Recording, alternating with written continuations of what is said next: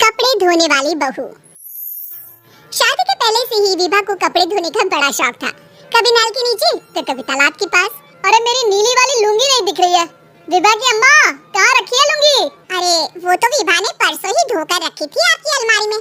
देखो वही होगी। वो ना मैंने आज धो दी, मुझे लगा कि गंदी हो गई होगी। अरे कैसे गंदी हो गई थी? उसे तो मैंने पहना भी नहीं। हे भगवान, इस लड़की के कपड़े धोने की आदत से परेशान हो गया हूँ मैं। जितना तो घर में राशन नहीं आता उससे कहीं ज्यादा डिटर्जेंट पाउडर का खर्चा है।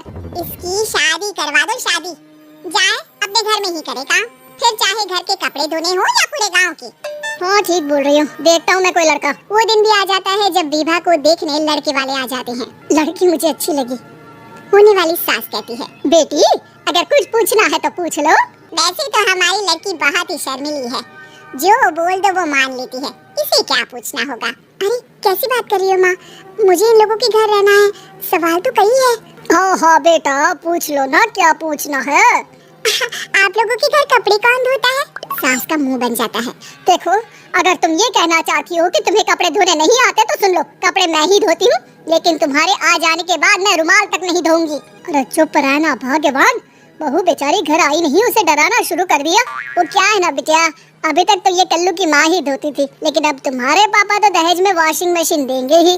तभी विभा की माँ बोल पड़ती है, सवाल भी पूछा तो क्या, वैसे भाई साहब मशीन की तो फिर भी कपड़े धोने की कैपेसिटी होती है। मतलब जो बिटिया दे रहे हैं ना विभा, इसे कपड़े धोने का बहुत शौक है। ये आप लोगों की क्या आस पड़ोस गांव मोहल्ले सबके कपड़े धो दे और उफ तक ना करे। बाहर देखा नहीं आपने कितने कपड़े सूख रहे हैं? सब हमारी बिटिया ने ही तो धोए हैं। बस भी करो ना माँ, शर्म आ रही इतनी तारीफ सुनकर। और तो एक दाग निकाल कर दिखाओ तो मान जाओ। हाँ अच्छा माफ करना बेटा, मैंने गलत समझा। हमें तो रिश्ता बहुत पसंद है। और ऐसे जुड़ जाता है रिश्ता कपड़े धोने का शौक रखने वाली विभा का। उसकी शादी हो जाती है कोयला फैक्ट्री में काम करने वाले कल्लू के साथ। शादी के बाद अचानक विभा चिल्लाती हुई सास के पास आती है, सासू माँ, अरे सासू माँ कहाँ हैं आप?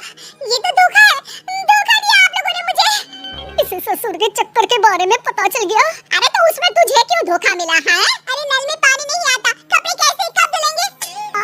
अच्छा तू पानी नहीं आ रहा उसकी बात कर रही है? तो आपने क्या सोचा? कुछ नहीं।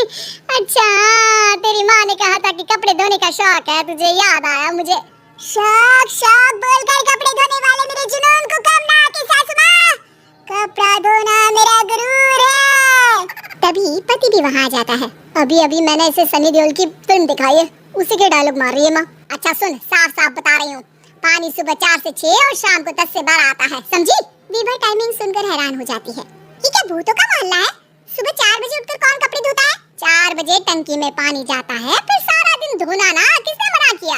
अरे कैसी बात कर रही है? 200 लीटर की टंकी में कितने कपड़े धो लूंगी मैं? सुबह ही उठ जाऊंगी मैं। अब क्या था, विभा सुबह 4 से लेकर रात के 12 बजे तक कपड़े ही धोती रहती। एक रोज सास पड़ोस से निकलकर कहीं जा रही होती है कि साथ वाली कहती है, हाँ कल्लू की माँ, जरा ये बताओ कि 2 साड़ी है, 2 ब्लाउज और एक पेटीकोट और एक नाड़ी वाला लंबा कच्छा।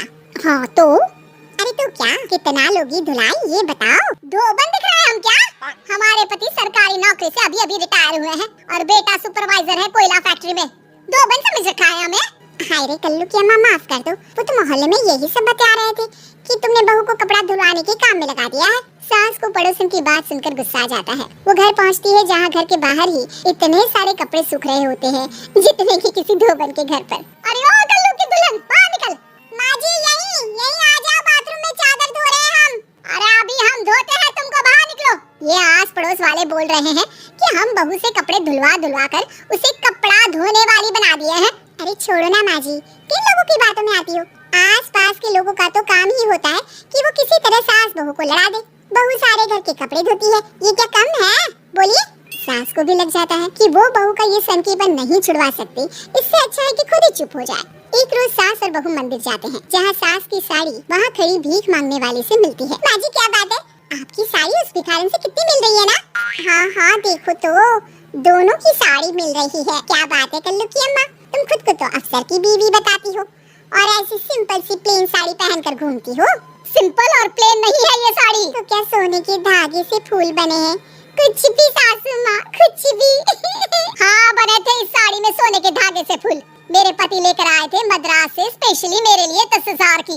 है भाई साहब इस भिखारन के लिए भी सेम टू सेम साड़ी लेकर आए होंगे 10,000 की।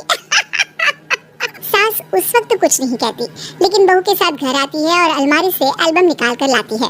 ये साड़ी देख रही है, ये वही साड़ी है जिसे मैंने अभी पहना था। इस साड़ी में ये जो चमकदार फूल दिख रहे हैं ना, ये सोने के धागों से काढ़े गए हैं। लेकिन तू लोकल वॉशिंग मशीन ब्रश से घिस घिस कर सारे फूलों को निकाल कर साड़ी प्लेन कर दी। मुझे माफ कर दीजिए सासू माँ।